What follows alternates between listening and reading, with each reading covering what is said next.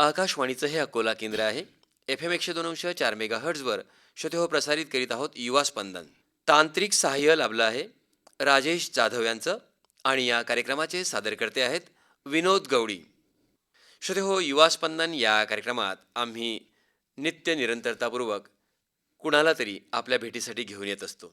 अर्थातच त्यांची प्रेरणा, त्यांची जिद्द, त्यांची चिकाटी आपल्याला सुद्धा नवं बळ देणारी असते. आजसुद्धा आम्ही ज्यांना आमंत्रित केलं आहे त्यांच्या नावापर्यंत पोचण्याआधी आपण थोडी भ्रमंती करूया. मी सहजच भ्रमंती हा शब्द उच्चारला. काळजी करू नका, मी तुम्हाला कुठेही घेऊन जाणार नाही. मात्र एवढं निश्चित सांगणार, प्रबळ इच्छाशक्ती आणि स्वतःवर दृढ विश्वास असला की माणूस काहीही करू शकतो आणि तो त्याला जिथे जायचे आहे तिथे पोहोचतो. खरंच श्रोते हो, संघर्ष को साथ लिए, संघर्ष को साथ लिए निकले है मंजिल की तलाश में.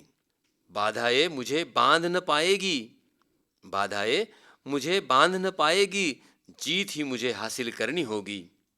मैं थका नहीं हूँ, मैं थका नहीं हूँ, मैं रुकना जानता नहीं हूँ. मुझ में कुछ खामियां हैं, ये भी मैं मानता नहीं हूँ. यकीन है मुझे अपने आप पे, मुझे मंजिल को पाना है, मुझे मंजिल को पाना है. आपल्याला जिथे पोहोचायचं आहे तिथे पोहोचण्याची दृढ इच्छाशक्ती घेऊन कोणीतरी निघाला आहे. इतनी भी आसानी से मत नापिए किसी के कद को, क्योंकि ठहरे हुए दरिया ही अक्सर गहरे होते हैं. युवा मित्रांनो, युवा स्पंदन या कार्यक्रमांतर्गत आम्ही तुम्हाला नाविन्यापर्यंत नेण्याचा प्रयत्न अविरत करत असतो. जगामध्ये बरीच लोक अशी आहेत ज्यांनी आपल्या शारीरिक दुर्बलतेवर मात करीत जगासमोर एक नवा साहसाचा, दृढतेचा, विश्वासाचा आणि अभिमानाचा इतिहास रचला आहे. एक बॉक्सिंगपटू, फुटबॉलपटू, व्हॉलीबॉलपटू जेव्हा रेल्वे अपघातामध्ये आपले पाय घालवतात, मात्र त्यानंतरसुद्धा ज्यांनी एव्हरेस्ट सर केला त्या अरुणिमा सिन्हा. आणि नृत्यासाठी पायाच्या थिरकण्याची गरजच असते का, हा सर्वांना प्रश्न विचार. नृत्यांगणा सुधा चंद्रन, मॅथ आणि फिजिक्समध्ये नवे आयाम देणारे स्टीफन हॉकिन्स. तुमचा मुलगा मंदबुद्धीचा आहे, याला शाळेत ठेवता येत नाही म्हणून आईला आलेले पत्र आणि त्यानंतर जगाला मिळालेला थॉमस अल्वा एडिसन, ज्याने अनेक आविष्कार केलेत आणि जग देखील या सर्वांसमोर नतमस्तक आहे. खरंच श्रोते हो, आज माझ्यासोबत आपल्या आकाशवाणीच्या स्टुडिओमध्ये आले आहेत सुनील भाऊराव वानखडे. ते दिव्यांग आहेत, मात्र त्यांनी व्हीलचेअर, तलवारबाजी आंतरराष्ट्रीय स्तरावर आपला नावलौकिक केला आहे. आपलं मनस्वी हार्दिक स्वागत आहे आकाशवाणीच्या अकोला केंद्रामध्ये. नमस्कार सर. नमस्कार. लहानपणीचा काळ सुखाचा, हो असं म्हटलं जातं, लहानपणीचा काळ सुखाचा हे खरं आहे. मात्र शारीरिक व्याधी असताना तो काळ थोडा अडथळल्यासारखा होतो, हे खरे आहे का? आणि आपल्याविषयी आपण काय सांगाल? बरोबर सर. लहानपणी जेव्हा आपण लहान असतो त्यावेळेस आपल्याला एक व्यंग आहे तर एक स्पेशल चाइल्ड म्हणून आपल्याला वागणूक मिळते. परंतु मी अशी कधीही कोणाच्याही समोर हात पसरवण्याचं काम केलं नाही. लहानपणी आधीपासूनच खेळामध्ये आवड होती. त्यानंतर विविध कामामध्ये लोकांची लग्न असले त्यामध्ये वाढण्याची सवय होती. खूप छोटा होतो तेव्हापासून. आणि ते करत असताना वर्ग पहिलीमध्ये मी माझ्या जिल्हा परिषद शाळा उरळ बुजुर्ग इथं शिकलो. त्यानंतर माझे आदर्श असलेले राजकुमारजी वानखडे आणि देवराव ओंकार वानखडे हे माझे प्रेरणास्थान. यांनी मला पुढच्या शिक्षणासाठी दुसऱ्या वर्गापासूनच आमची जी दिव्यांगासाठी म्हणजे अपंगासाठी असलेली शाळा, अपंगासाठी निवासी शाळा होती जवाहरनगर येथे, तिथं त्यांनी माझं ॲडमिशन केलं. आणि ते ॲडमिशन केल्यानंतर मला एक वेगळं वळण लागलं. जे गावामध्ये उन्हाळपणा होता तो कमी झाला. बरोबर. आणि ते तिथंसुद्धा शिकण्याची प्रेरणा मिळाली. तिथं सर्व माझ्यासारखे दिव्यांग बंधू भगिनी होते. त्यांच्यासोबत मी खूप खेळलो, बागडलो आणि जीवनाचा खऱ्या अर्थानं तो आनंद घेतला लहानपणचा. खऱ्या अर्थानं आता मोठं झाल्यानंतर कळते की ते जे दिवस होते तेच खऱ्या अर्थानं अच्छे दिन थे. आणि शिक्षण घेत असताना मग पुन्हा तिथपर्यंत माझं दुर्दैव की तिथं 7वीपर्यंत शाळा होती. आणि 7वीपर्यंत शाळा असल्या कारणानं मला पुन्हा माझ्या गावात परत यावं लागलं. गावात येण्याचा खूप आनंदही झाला की बाबा आता आपण आईवडिलासोबत थांबणार आहोत. आणि त्या ठिकाणी आईवडिलासोबत थांबत असताना 8 ते 12वीपर्यंत मी माझ्या गावामध्ये म्हणजे शिवशंकर विद्यालय, श्री शिवशंकर विद्यालय उरळ बुद्रुक इथं शिक्षण घेतलं. आणि शिक्षण घेत असताना खूप मनामध्ये धकपक होती, कारण आईवडील दोघंही अशिक्षित, वाचनाचा काही छंद नाही, काहीच नाही, आणि त्यांना शिक्षणाविषयी खऱ्या अर्थानं गंध नाही. परंतु माझे काका त्यांनी माझा ॲडमिशन केलं आणि 11व्या वर्गामध्ये मी सायन्स घेतलं. तिथंसुद्धा माझ्या दोन बाजू आल्या. सायन्स घेतला आणि 12व्या वर्गामध्ये आर्टला प्रवेश घेतला. परिस्थिती थोडीशी खलाकीचीच, त्यामुळे त्या गोष्टीचा तिथं विचार झाला. आणि तिथं असताना मग मी थोडे कमी मार्क्स पडले 12वीमध्ये. तरीसुद्धा 12वी झाल्यानंतर मग माझा डी.एडला नंबर लागला. अरे वा. जे की माझं स्वप्न होतं की एक डी शिक्षक व्हायचं. शिक्षक व्हायचं, डी.एड करायचं आणि डी.एड करून शिक्षक व्हायचं. आणि ते खऱ्या अर्थानं स्वप्न आता पूर्ण झालं होतं. माझा चांगलं कॉलेज होतं डी.एडचं, जोडमोहा येथील डी.एड कॉलेजला माझा नंबर लागला यवतमाळ जिल्ह्यामध्ये. आणि त्या ठिकाणी जवळपास 200 विद्यार्थ्याची स्ट्रेंथ होती. आणि त्या स्ट्रेंथमध्ये सुद्धा माझा नंबर लागला. आणि चांगलं कॉलेज, ज्या अर्थानं खरं ट्रेनिंग सेंटर, प्रशिक्षण सेंटर असते, तिथं मला खूप सारे चांगले धडे मिळाले. आणि विशेष बाब मला सांगावीशी वाटते की जे कबड्डीचा संघ असते डी.एडमध्ये सुद्धा, विविध कॉलेज आणि विविध जिल्ह्याअंतर्गत, त्या अंतर्गत जिल्ह्यामध्ये म्हणजे जे स्टार्टिंग 7 असतात त्याच्यामध्ये माझी निवड झाली. उत्कृष्ट पकड आणि उत्कृष्ट रेडर म्हणून दोन्ही ठिकाणी माझी निवड झाली. म्हणजे तुम्ही दिव्यांग आहात. हा एका पायाचा प्रॉब्लेम आहे एका माझ्या. पायाचा चांगला प्रॉब्लेम आहे आणि चालताना तुम्ही अडखडता. या गोष्टीचा कबड्डी खेळत असताना कधी तुम्हाला त्रास झाला का? बऱ्याचदा त्रास झाला, कारण खूप चांगले चांगले खेळाडू होते. 200 विद्यार्थी आहेत, त्याच्यामधून 7व्यामध्ये माझा नंबर आला. आणि तरी काही लोकांनी ऑब्जेक्शन घेतलं बा असं म्हणजे मेडिकल फिटनेस नाही, असं नाही. तरीसुद्धा जे डाएटचे प्राचार्य होते तिथचे, गजानन पाटील म्हणून डाएटचे प्राचार्य, ते म्हणत होते हा चांगला खेळते ना, तर खेळू द्या. हा दाखवलं. तुमची गुणवत्ता तिथं सिद्ध झाली आणि तुमची पकड होती. म्हणजे जो डिफेन्स करत होते तुम्ही, बरोबर, डिफेन्स करत होते. आणि डिफेन्सला खूप महत्व आहे कबड्डीमध्ये. कारण येणारा जो खेळाडू आहे त्याला आपल्याच बाजूला पकडून घेणे आणि गुण मिळवणे, त्याला एकही गुण न मिळू देता न जाऊ देणे, त्याला डिफेन्स, आणि खूप चांगल्या पद्धतीने तुम्ही ते करत होता. बरोबर. दिव्यांगाच्या स्पर्धामध्ये सुद्धा मी खूप मोठी कामगिरी केली. जेव्हा मी लहान होतो तेव्हा आम्ही कबड्डीच्या स्पर्धेमध्ये एक हनुमान म्हणून झोलेबाबाच्या चिखलीचा खेळाडू होता. त्याला वरच्यावर पकडलं आणि त्याने अक्षरशः माझं नाक फोडलं आणि पूर्ण रक्त वाहलं. आणि त्यावेळेस मला 5 रुपये बक्षीस दिलं होतं. ते सुद्धा मला खूप आठवणीत राहिलं. म्हणजे तो जो वेळ होता त्या वेळेने तुम्हाला कुठेतरी खेळाडू बनवलं. बरोबर. आणि तो खेळाडू मग आंतरराष्ट्रीय स्तरावर जाण्यास प्रारंभ तुमचा कसा झाला? म्हणजे या जे आहे व्हीलचेअर, तुम्ही तलवारबाजी सांगितली, हा मुळात खेळच म्हणजे असं सहज लोकांच्या लक्षात येत नाही, सर्वश्रुत नाही आहे, सर्वांपर्यंत पोहोचणारा खेळ नाही आहे. या खेळावर तुमचं लक्ष कसं काय गेलं? योगायोगा शिवाजी महाराज जयंती आणि माझे सुद्धा प्रेरणास्थान शिवाजी महाराज. तलवार पाहिल्यानंतर एक वेगळाच आनंद आणि वेगळीच ऊर्जा निर्माण होते. म्हणून म्हटलं तलवारबाजी हा खेळ आपण खेळू शकतो. आणि बऱ्याच अंशी आपल्याला नागपूरमध्ये प्रेरणा मिळाली. नागपूरपासून सुरुवात केली आणि नागपूरपासून सुरुवात करत नेदरलँड, थायलंड अशा आंतरराष्ट्रीय स्तराच्या देशामध्ये जाण्याची संधी मला माझ्या खेळानं दिली. अच्छा, कशा पद्धतीचा खेळ असतो? म्हणजे चेअरवर आपण आहोत, तलवार आपल्या हातामध्ये आहे, आपण कशा पद्धतीने त्याच्यात गुण करतो? हां, तर यामध्ये 3 प्रकारचे प्रकार असतात. त्यामध्ये एक फॉईल, EP आणि सायबर. आणि माझा स्पेशल गेम आहे सायबर. सायबरमध्ये आपण समोरच्याला डोक्यापासनं तर अप्पर बॉडी म्हणजे अप्पर बॉडीपर्यंत आपण टच करू शकतो. आणि जर समोरच्याच्या आधी आपला टच झाला तर आपल्याला तो गुण मिळतो. आणि जर समजा समोरच्याचा झाला आपल्या आधी तर त्याला गुण मिळतो. आणि ज्याच्यात जास्त गुण मिळाले, 5 गुण राहतात, 5 पैकी जो पहिला 5 गुण मिळवेल तो प्रथम, किंवा तो त्याला समोरची संधी मिळते. आणि समोर जात जसं प्रथम द्वितीय असा क्रमांक मिळतो. उरळची पैदलवारी ते थायलंड आणि नेदरलँडची विमान प्रवास, काय मनात कसं कुतूहल होतं? खूप कुतूहलाची गोष्ट आहे. कारण माझे आईवडील बराबर आगगाडीमध्ये म्हणजे रेल्वेमध्ये सुद्धा बसलेले नाहीत. आणि त्यांचा मुलगा हा विदेशात खेळायसाठी जातो. तर माझ्या गाव एवढं खुश होतं की माझ्या गावात अक्षरशः 5:30 वाजता सकाळी सर्व जवळपास 1000, 2000, 3000 लोक माझ्या म्हणजे आपण काय म्हणू सोडायसाठी आले. किंवा सुनील वानखडे, भावराव वानखडेचा मुलगा, जो अशिक्षित आहे, वाचता येत नाही, लिहिता येत नाही, त्यांचा मुलगा.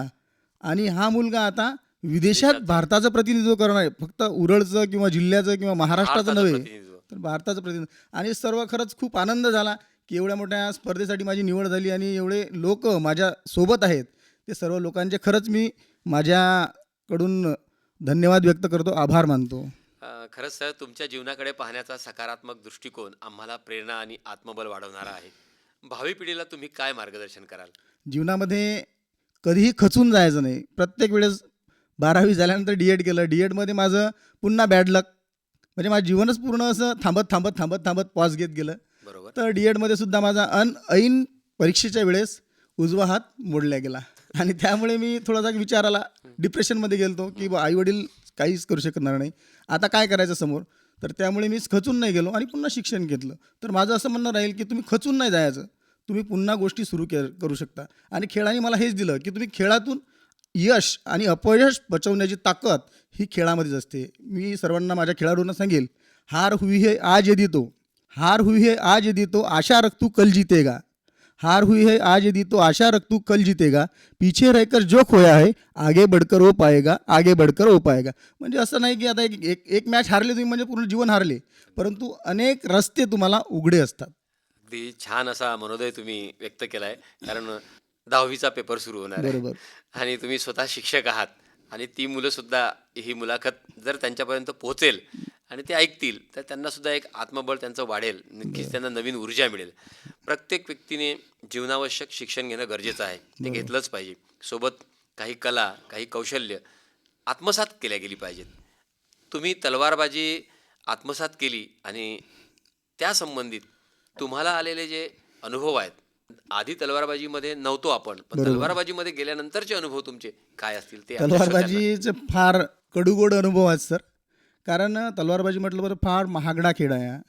आणि असं असताना आपले मित्र एक विनय साबळे म्हणून आहे, त्यानंतर आपले महेंद्र हेमने सर, त्यानंतर संतोष सर मुंबईचे, अशा लोकांकडून आम्ही जे साहित्य आहे, इक्विपमेंट आहे, ते खूप महागडं राहते. ते महागडं इक्विपमेंट जुळवाजुळव करून त्यानंतर जेव्हा इंटरनॅशनलला खेळायला जातात तर स्वतःची व्हीलचेअर पाहिजे आपली, म्हणजे जे इंटरनॅशनल स्टँडर्डची असते, पूर्ण स्टँडर्डची, ते जुळवाजुळव करताना खूप अडचणी गेल्या. आणि त्यामध्ये मला आमचे अकोल्याचे तत्कालीन सहाय्यक आयुक्त अमोल यावलीकर सर यांनी 10,000 रुपये दिले. त्यानंतर माझा जिवलग मित्र दिनेश नेमाडे यांनीसुद्धा मला 10,000 रुपये दिले. आणि आमच्या मार्गदर्शिका शीला मोहोड मॅडम मुख्याध्यापक होत्या तत्कालीन आमच्या शाळेच्या, तर त्यांनीसुद्धा 10 रुपये दिले. खऱ्या अर्थानं खरंच त्यांनी थोडेफार पैसे जुळवाजुळव केले आणि मला दिले. आणि वास्तविक पाहता 3,000 रुपये प्रथमतः आम्हाला मानधन होतं. शिक्षण सेवक तुम्हाला माहीतच आहे सर. अगदी बरोबर आहे. आणि असं करत असताना लोकांनी थोडीफार मदत केली आणि काही माझं इच्छा तर होतीच जायची. तर अशा पद्धतीने खूप चांगले अनुभवसुद्धा आले की लोक आपण केलेल्या कामाचं कौतुकसुद्धा करतात. जी मुलाखत आहे ही सर्वांपर्यंत पोहोचणार आहे. बरोबर पण सर. तुम्ही ज्या मित्रांची नावं घेतली आणि त्यांनी दिलेल्या पैशांचा सुद्धा उल्लेख इथे केला, मला असं वाटतंय की समय गूंगा नहीं बस मौन है, समय आने पर ही पता चलता है किसका कौन है. बरोबर आहे सर. तर तुम्हाला ते कळलं की ते तुमच्यासाठी काय आहेत आणि त्या अनुषंगाने तुमचं मित्रत्व कारण कोणी स्वतःचा 1 रुपयासुद्धा एखाद्या लोकांना द्यायला मागं पुढे करत. मागं-पुढे. अशा वेळेस त्यांनी ते जे पैसे दिले त्याचं मोल हे माझ्यासाठी अनमोल आहे. अनमोल त्याचं कोणी मोल मी करू शकत कारण नाही. ती वेळ महत्वाची होती. त्या बरोबर. वेळेत ते तुमच्यापर्यंत पोहोचले. अगदी बरोबर आहे. बरोबर. आणि योगायोगाने तुमच्याकडे ते पद आहे. हो सर. कारण तुम्ही एक शिक्षक आहात आणि तुमच्या समोर जवळपास माझा एक अंदाज आहे की 33 पिढ्या शिक्षक आपण जर नोकरीला लागतो तर 33 बरोबर, पिढ्या बरोबर. जवळपास आपल्या समोर असतात. त्या पिढ्यांना, कारण त्या येणाऱ्या पिढ्यांना तुम्ही काय जे मिळवलं ते कशा पद्धतीनं ज्ञानार्जन करावं, कशा पद्धतीनं टिकून राहावं, त्यांना काय सांगाल? त्यांना कोणता पहा, आपल्या जीवनामध्ये प्रत्येकाच्याच अडचणी येतात. जेव्हा माझं डी-एड नुकतंच झालं होतं त्यावेळेस मी जगदेवराव वराळे इथं काम केलं शिक्षक म्हणून. मला तिथं 2,500 रुपयेच महिना मिळत होता. तरी काम केलं 1-1.5 वर्ष. त्यानंतर पुन्हा NYKमध्ये सर 2 वर्ष काम केलं मी, फक्त राष्ट्रीय युवा कोर म्हणून, म्हणजे NYC म्हणतात तिथं. आपल्या केंद्राची एक योजना आहे NYKची, तर त्यामार्फत मी समाजासाठी सोशल वर्कर म्हणून एक काम केलं. त्यानंतर असं करत असताना जेव्हा आपण काहीतरी, आता आपण आपल्या घरी तर पैसे मागू शकत नाही, त्यावेळेस जे आपले एस ए कॉलेजच्या समोर एक हॉस्पिटल होतं डॉक्टर सोनवणे साहेबांचं, तिथं मी वार्ड बॉय म्हणून काम केलं आणि तिथंसुद्धा मला 2,700 रुपये महिना मिळत होता. तुमचा एक विद्यार्थी ते शिक्षकाचा प्रवास हां. आणि मग तो प्रवास तुम्ही इथे सांगता. बरोबर. म्हणजे त्याच्यावरून समोर जात असताना नंतर काही दिवसानंतर मी आपले जे विख्यात असं केळकर हॉस्पिटल आहे डॉक्टर केळकर सरांचं, त्यांचा PRO म्हणून सुद्धा काम करण्याची मला संधी मिळाली. कारण पैशाची आवश्यकता होती. काम कोणतं आहे याच्यापेक्षा महत्त्वाचं काय होतं की आपण आपलं कसं भागणार, कारण मिळत असलेला पैसा महत्त्वाचा होता. कारण त्याच्यामार्फतच आपलं शिक्षण भागणार होतं आणि समोर परीक्षेची सुद्धा तयारी चालूच होती. तुमचा ओव्हरऑल जो आरा आहे पुढच्या पिढीला सांगायचा आहे की तुम्ही थांबू नका, बरोबर. तुम्ही चालत राहा. तुमच्यापर्यंत जी परिस्थिती आहे, आता जी तुमच्यावर परिस्थिती आहे ती तशीच राहणार नाही. नाही. तुम्ही जर कार्यरत असले तर ती बदलणार, बरोबर. याच्यावर तुमचा दृढ विश्वास आहे. बिलकुल सर. आणि हेच तुम्हाला सर्वांना सांगायचं आहे बरोबर. की थांबू नका. मी वार्डबॉयपासून सुद्धा कामं केलीत, बरोबर. पण आज मी एक शिक्षक आहे आणि स्थिरतावर आहे. माझ्या आयुष्यामध्ये मी पूर्णतः आनंदी आहे बरोबर सर. आणि आपली तलवारबाजी चालू आहे. चालू आहे. आहे उत्कृष्ट. जोपर्यंत. आणि सगळ्यात महत्त्वाचं म्हणजे माझे विद्यार्थीसुद्धा बरेचसे क्रिकेटर असोत, व्हॉलीबॉलवाले असोत, तलवारबाजीमधले असोत, ॲथलेटिक्समधले असोत, ते सुद्धा राष्ट्रीय स्तरापर्यंत गेलेले आहेत सर. आणि माझे शालेय विद्यार्थीसुद्धा स्टेटपर्यंत गेलेले आहेत. ज्या विद्यार्थ्यांना मी शाळेमध्ये शिकवलं ते विद्यार्थी, आणि ते माझ्यासाठी खूप आनंदाची गोष्ट आहे, अभिमानाची सुद्धा गोष्ट आहे. खरंच. बरोबर, अगदी बरोबर बोलले. अनेकदा काय होतं, शारीरिक मर्यादा असल्यामुळे माणूस खचून जातो, मात्र निसर्ग त्यांच्यामध्ये इतर क्षमता अधिक विकसित करतो. बरोबर. बरीच लोक असतात की ज्यांना श्रवण दोष असतो, दृष्टीदोष असतो, बरोबर. मात्र या लोकांकडे त्यांची एक वेगळी क्षमता असते बरोबर. आणि ती क्षमता त्यांना मोठं करते. बरोबर. ते उत्कृष्ट पद्धतीने करू शकतात. त्यांच्यामध्ये एखादी कला उत्कृष्ट पद्धतीची असते.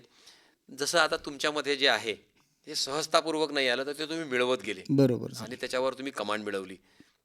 ते कौशल्य विकसित करून अधिक स्वावलंबी बनून समानता, सशक्तीकरण आणि अंगभूत क्षमतांना वाढवणे, खऱ्या अर्थाने या विचाराबद्दल, म्हणजे हा जो विचार आहे हा सर्वश्रुत कसा कराल? बरोबर. पहा, आपल्यामध्ये खूप सारं पोटेन्शियल असते, परंतु आपल्याला कळतच नाही. आमच्या शाळेचं ताजं उदाहरण देतो मी. मी पाटसूलच्या शाळेवर नेमकंच आता 6 महिने लागलो. बरोबर. तर तिथील उमेश चांदणे म्हणून विद्यार्थी होता. कधीच तो ग्राउंडवर गेला नाही. परंतु नंतर त्याला प्रॅक्टिस घेत, रोज रोज बोलवत, त्यांना पनिशमेंट थोडी हलकी पनिशमेंट सांगू, म्हणजे त्याच फक्त रनिंग करून, तर तो असा झाला की आता सध्या तो 12 सेकंदाच्या आत येण्याचा प्रयत्न करते 100 मीटर रनिंगमध्ये. आणि एक आमचं शिवूरचा प्रतिष्ठान आहे संभाजीनगर इथे. आम्ही नेहमी त्याचा मी कार्यकारी सदस्य आहे, राज्य सदस्य, आणि त्या मार्फत आम्ही दरवर्षी एक ऊर्जा मोहीम काढत असतो 1 जानेवारीला. जे ऊर्जा मोहीम असते दिव्यांगासाठी असते, आणि त्यामार्फत आम्ही म्हणजे शेकडो दिव्यांगांना कळसुबाई शिखर चढवलेलं आहे, आणि त्यामध्ये माझासुद्धा खारीचा वाटा आहे. हां, तर जे आमचे प्रेरणास्थान आहेत, शिवऊर्जा प्रतिष्ठानचे अध्यक्ष शिवाजीराव गाढे पैठणचे आहेत ते, आणि खूप अपंगांना त्यांनी प्रेरणा दिली आणि आपल्या संस्थेमार्फत त्यांनी ते समोर चढवलं. आणि याच्याचमध्ये मी सुद्धा त्याच्यामध्ये 6 वेळ माझी जे म्हणतो कळसुबाई वारी आहे ते पूर्ण केली. 6 वेळा? 6 वेळा, जे आपण महाराष्ट्राचं एव्हरेस्ट म्हणतो. बरोबर. आणि यामध्ये मीच नाही तर माझ्यासोबत एक वर्षी वेगवेगळे दिव्यांगसुद्धा, त्यामध्ये सचिन मानकर असेल, त्यामध्ये गजानन रोकडे असेल, सागर इंगळे असेल, त्यानंतर शेंडे असेल, असे वेगवेगळे लोक आम्ही सोबत घेत समोर गेलो. हां. आणि तुमची एक टीम आहे, त्या बरोबर. टीमला घेऊन तुम्ही पुढे गेलेत. पण बरोबर. तब्बल 6 वेळा कळसुबाई शिखर गाठलंय. सहजपणे गाठणे ही एक किमया आहे. बरोबर. पण ते तुमचं जे आत्मबल आहे, प्रबळ इच्छाशक्ती, याच्या भरोशावर तुम्ही पूर्ण केलं. पहिली वेळ जेव्हा होती कळसुबाई शिखर, जेव्हा तुम्ही पाहिलं आणि तुम्ही खाली होते, तेव्हा पहिला तुमच्या मनात काय आलं? हां, बरोबर आहे सर. जेव्हा आपण ठरवलं की कळसुबाईला जायचं, घरच्या म्हणत बाबा पाय बरोबर नाही, कशाला जातं तू? आई वडील तर थोडेसे हेच चिंतित होते, कशाला जातं? आणि त्यांनी व्हिडिओ पाहिल्यानंतर त्यांनी लक्षात आलं, हा चढील का नाही चढील का? बरोबर आहे. तर तेव्हा तर खऱ्या अर्थानं जेव्हा आम्ही त्या गावामध्ये गेलो, भारी गावामध्ये, आणि ते पाहिलं, तर इतक्या दूर जावं लागते का आपल्याला वरतं? ते पाहिल्यानंतर विचार केला, बाबा जाणं होते की नाही. परंतु सगळ्यांची ऊर्जा सोबत होती, आपले दिव्यांग बांधव भगिनी सोबत होत्या, आणि त्यांच्या प्रेरणेनं आम्ही थोडं गेलो. आणि वर गेल्यानंतर खाली पाहिलं तर असं वाटलं, आता इतकं चढलो आपण, हेही मोठी आपल्यामध्ये होती पोटेन्शियल, परंतु आपल्याला माहीतच नव्हतं. बरोबर. आणि नंतर खाली उतरल्यानंतर निर्णय घेतला, आता आपल्याला पुन्हा जाणे नाही. परंतु पुन्हा प्रेरणा होती की आपल्याला जेवढ्यावर जोपर्यंत आपल्याला जाता येते, जोपर्यंत आपल्यामध्ये रग आहे, तोपर्यंत आपण जायचं, यायचं, विविध किल्ले भ्रमंती करायची, विविध किल्ले भटकती करायची. ते आनंदही आहेत. आणि त्या ग्रुपमधून आम्ही विविध किल्लेसुद्धा पाहिले. शब्द सुमनही अपुरे पडतात करण्या तुमचे गुणगान. स्वकर्तृत्वानेच मिळवलेला आहे तुम्ही हा बहुमान, करिता आम्हाला सुद्धा आहे तुमचा अभिमान. धन्यवाद सर. कारण अभिमानास्पद गोष्ट आहे 6 वेळा कळसुबाई शिखर गाठणे आणि आंतरराष्ट्रीय स्तरापर्यंत दिव्यांग असताना सुद्धा उत्कृष्ट पद्धतीनं पोचणे, स्वतःला सिद्ध करणे, ह्या बाबी खूप महत्त्वाच्या आहेत आणि तुम्ही आशावाद जागृत करणारी ही प्रेरणादायी मुलाखत आमच्यासोबत आहात. श्रोते हो, आपण ऐकत आहात युवा स्पंदन हा कार्यक्रम आकाशवाणीच्या अकोला केंद्रावरून. नित्य निरंतरतापूर्वक आम्ही तुम्हाला ऊर्जा देणारे व्यक्तिमत्व तुमच्यासोबत घेऊन येत असतो. युवा स्पंदन या कार्यक्रमांतर्गत आज आपल्यासोबत आलेले आहेत दिव्यांग असल्यानंतरही ज्यांची जिद्द, चिकाटी आणि परिश्रम आणि संघर्ष यासमोर नतमस्तक व्हावं असं वाटतं असे सुनील भाऊराव वानखडे. हे आंतरराष्ट्रीय स्तराचे व्हीलचेअर तलवारबाज आहेत. या जगात 4 गोष्टी कधीही बदलू शकत नाहीत: विचार, निर्णय, माणूस आणि प्रेम. हे सत्य असलं तरी डाव संपूनही डाव जिंकता येतो हे मला तुम्हाला पाहिल्यानंतर जाणवते. तुमच्या ज्या विचाराचं वलय आहे, तुमची जी ऊर्जा आहे ती सदोदित प्रेरणादायी आहे. पण ही जिद्द, ही चिकाटी आणि या प्रयत्नाची पराकाष्ठा करून सर्व काही तुम्ही साध्य केलं. तुम्ही जे साध्य केलं त्याचा मनोदय आजच्या तरुण पिढीला तुम्ही कशा पद्धतीनं सांगाल आणि त्यांनी आता काय करावं नेमकं हे आमच्या श्रोत्यांना सांगा. जे आपल्याकडे आहे चांगलं ते आपण दिलं पाहिजे. देणाऱ्यांनी देत जावे, घेणाऱ्यांनी घेत जावे. देणाऱ्यांनी देत जावे, घेणाऱ्यांनी घेत जावे.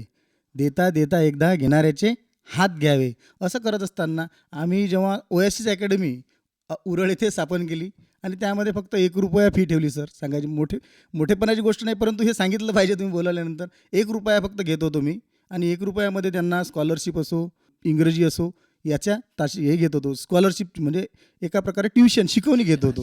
₹1 ₹1 त्यांना आमच्या घरीच समोर बसवायचं टिनाच्या आणि त्यामध्ये त्यांना शिकवत असो. आणि त्यात आता एवढा आनंद होत आहे की केलेलं कार्य तुमचं कधीच वाया जात नाही. त्यानंतर ज्या लोकांना खऱ्या अर्थानं रक्ताची आवश्यकता राहते, कारण व्यक्ती असा आहे की तोच फक्त आपल्या रक्त देऊ शकतो. रक्त लॅबॉरेटरीमध्ये बनत नाही. अगदी बरोबर. आणि हे करत असताना म्हणजे रक्तदान हे जीवनदान या उक्तीप्रमाणे मी आतापर्यंत 22 वेळा रक्तदान करण्याचा केलेलं आहे. आणि जीवनामध्ये जेव्हा जेव्हा संधी मिळेल तेव्हा रक्तदान करेल आणि आपल्याकडून चांगल्यात चांगल्या गोष्टी होण्यासाठी सदैव मी तत्पर राहील. मला कविवर्य विवा शिरवाळकर यांच्या 2 ओळी आठवतात. माणूस किती जगला हे महत्त्वाचं नाही, तर तो कसा जगला हे जास्त महत्त्वाचं आहे. कारण हजारो मैलांचा वाळवंट आपल्याला तीव्रता आणि वेदना देते, मात्र अगदी 10 फुटाची परिसबाग आमच्या अंतर्मनाला आनंददायी खेळते, ताजेतवानं ठेवते. तसंच तुमचं आयुष्य आहे आणि त्याच पद्धतीने तुम्ही जगता आहात. त्या भविष्याच्या अनंत शुभेच्छांसह मला असं वाटतं तुमच्यासाठी एवढंच बोलावंसं वाटतं, हार की गहराई में भी जिन्हें जीत की अंगड़ाई लेना आता है वही विजयी होते हैं, वही विजयी होते हैं. धन्यवाद सर. भविष्याच्या अनंत शुभेच्छांस आपले मनपूर्वक आभार आणि धन्यवाद. धन्यवाद सर, खूप खूप धन्यवाद. कुठलं गीत ऐकायला आवडेल या कार्यक्रमाच्या माध्यमातून? मला सरफरोशमधलं या सिनेमामधलं जिंदगी मौत ना बन जाए संभालो यारो हे गीत मी खूप वेळा ऐकलं आणि आणखी तुमच्या माध्यमातून माझ्या श्रोत्यांनासुद्धा ऐकवायला आवडेल.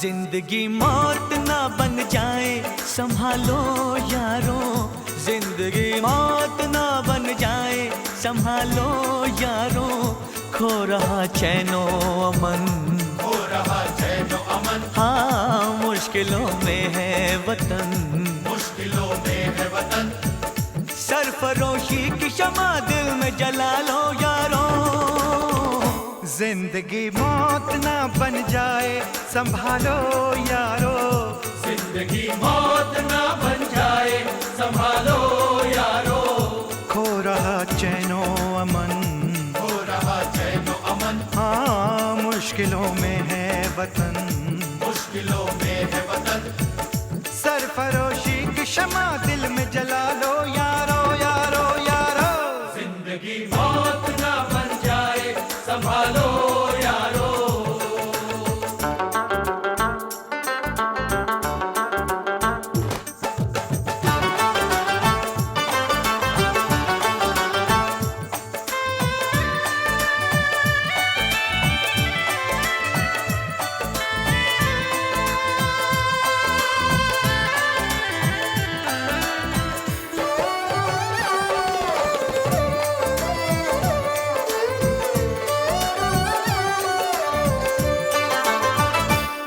तरफ प्यार है, चाहत है, वफादारी है, एक तरफ देश में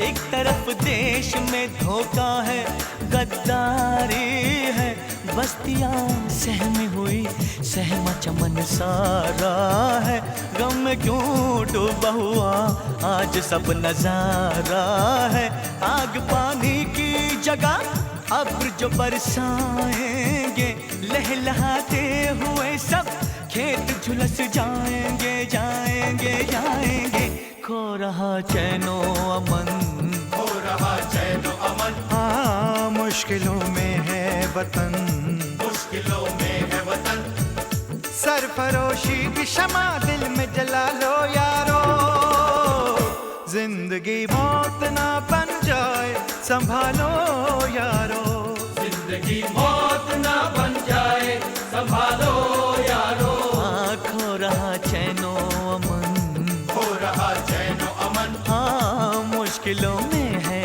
वतन, मुश्किलों में है वतन, सरफरोशी की शमा दिल में जला लो यारो, जिंदगी मौत ना बन जाए संभालो यारो, जिंदगी मौत ना बन जाए संभालो यारो।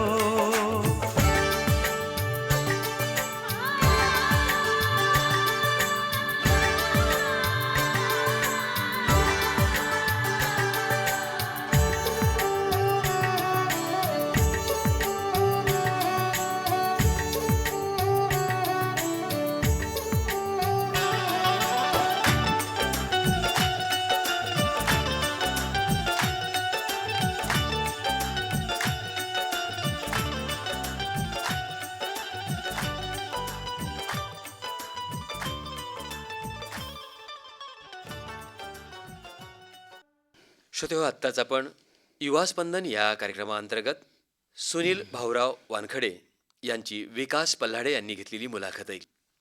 तांत्रिक सहाय्य दिलं होतं राजेश जाधव यांनी आणि या कार्यक्रमाचे सादरकर्ते होते विनोद गवडी.